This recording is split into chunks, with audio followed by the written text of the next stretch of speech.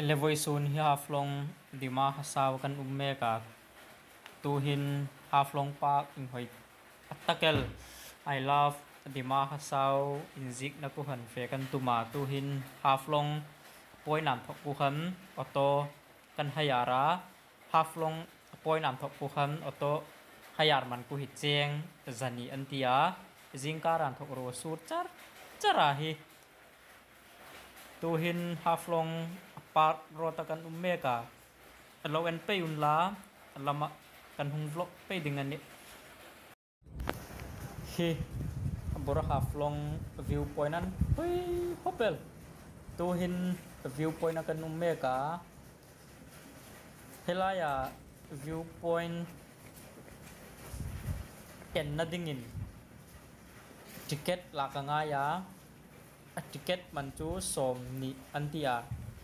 ticket ai lak no jun lut an phal no reng reng ticket kalak no lut katuma an minot tokala ni to hin viewpoint NA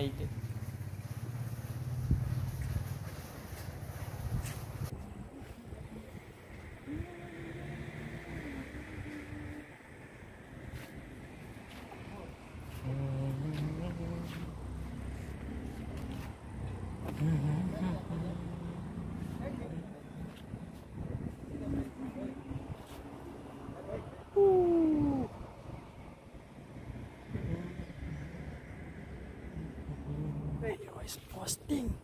See, Dilip cameraman posting fellow. Wow, going enjoying here.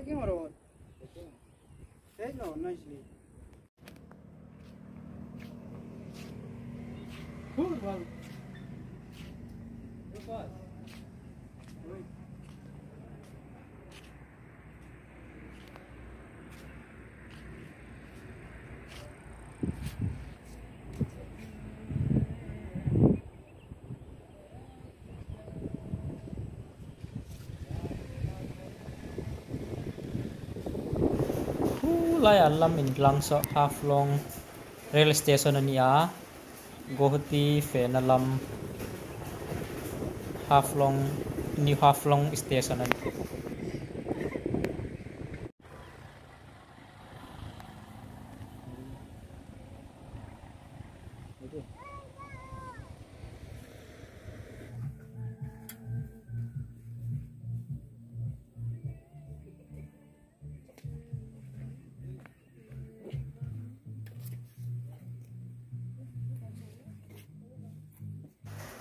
tuhin hi circuit house akan umno ta a tuhin half long circuit house viewpoint ka ending ana ka kola numay hai hi silchar min ya silchara vai hai khom half long tingan hungjin na sak khopel silchar alum talwa silchar tingan umpei tanoni ngate cây ni khum silchar alum talwa half long ti dai mate ti kan ta kan vazuk zin chu half long hum allo na sat chayane और में design talu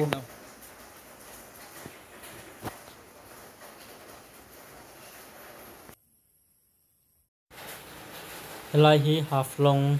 lake hanging bridge om na khania an hoi popel tuhin I love dima hasaw ti ain zik na chun kan ta a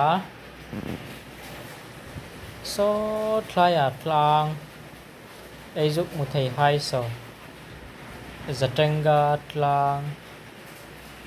ani a chun hi ting ei juk en chun photo booth om nakha I love adima hasaw ti lawin zika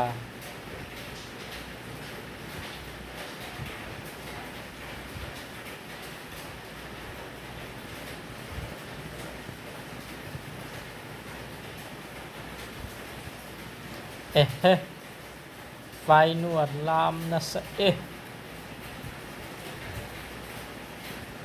so laison mundang adangan thok ahung tories ano mani aingan mani anthor plahayan plaka vai nu ko hit lam na sa chayan ai mo mani tho tum ka thi bi thana so laya plahayan plak na son a viewpoint an hoi nak tak chu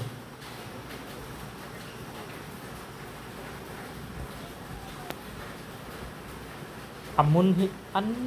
hoi ala ne sildan ding ma tan a bik no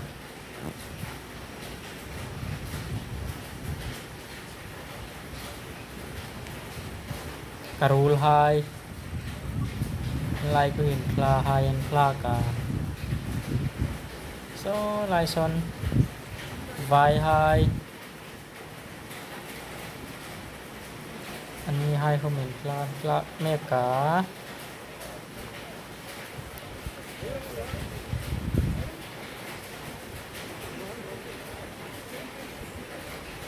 อะไรกูเห็นลิฟิล์มอัตตัมบกอับบรูกกูเห็นเพราะยันเนี่ยฮาฟลงกูเห็นละเบะหนอซิลจารันทอกเรลัยเฟียจุนสมงาจารณียนพลาด summer vacation ให้ดาไม่ในจุนไอ้นุ่มพัดเลยไอ้วาจินเทียนซุ่มเสียงเบะหุ่งไงเราเสียงนะเบะบิงหุ่งอมเรา so ไปไฮลานลักนะสักข้อแปด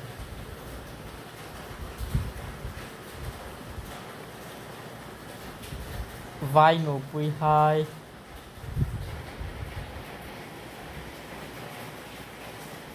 vai nụ pui hai không khuyến thâu anh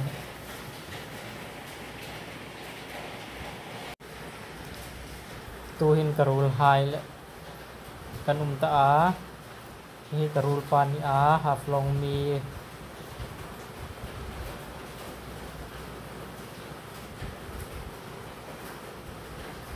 มาเขามิงเขาจะติ๊กเข้าไปอัฟโฟนให้อัดพลักด้วยกันลาให้ฟนัสเข้าไปเลยไกเขามิงหอยก็ติดตัวพอไล่ตะกามันในการรีคอร์ดดิ้งพอไล่ตะกามันในคลาวกัดละดิ้งให้กับทุกบิตัน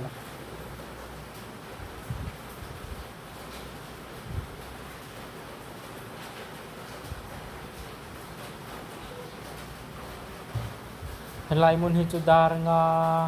เละดารุการเวลหินหอยโตใช่สูงนั้นจุดนั้นหอยเบะเนาะ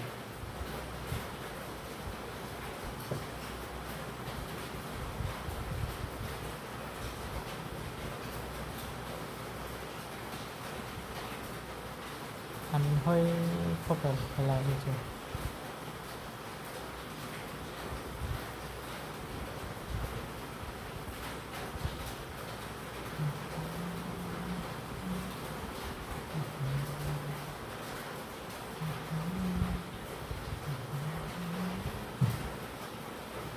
นี่กระสัง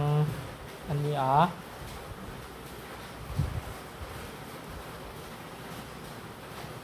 มาเขาหนึ่งเฮ็ดเข้าไปนี่กระรูลปาดิลิป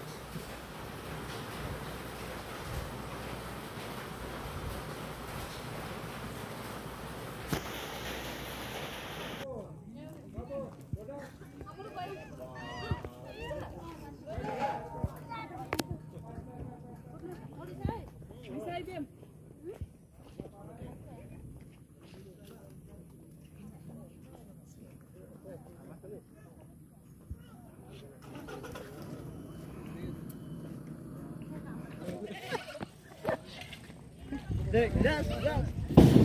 तो कोई फोटो नहीं उठाता रे अरे जाते रहता है क्यों फोटो उठा कौन सा पहले आता वो फोटो उठाता है इसको भी उठाओ पोखरी को उठाओ वो कोई केयर नहीं करता खाली अपना वो केयर करता गो फोकस हरे कृष्णा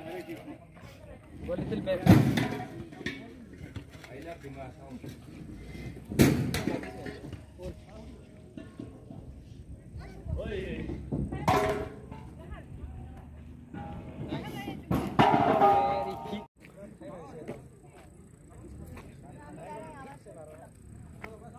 पूरा आई टू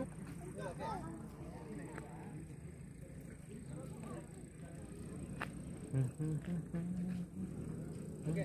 बनी तो भी फॉलो के return one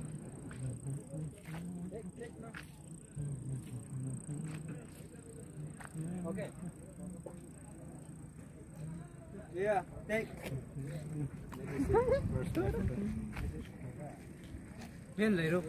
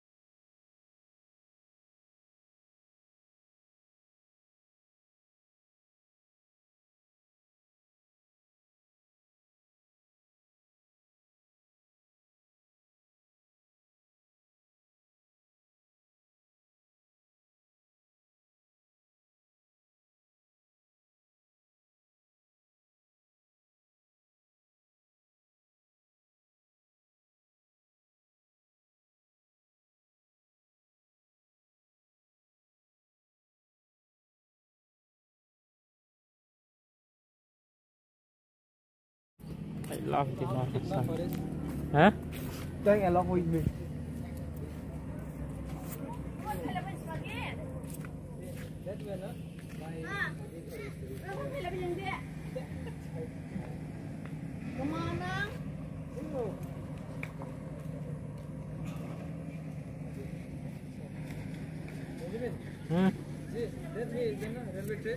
Oh.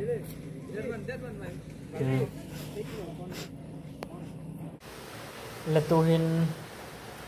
kanin loy tadingan na inting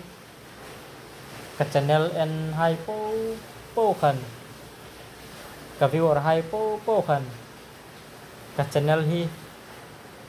milaw subscribe pek unla atam thayang berin milaw share pek unla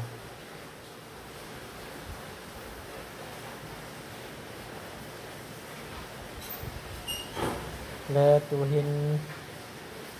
hi kan loy meka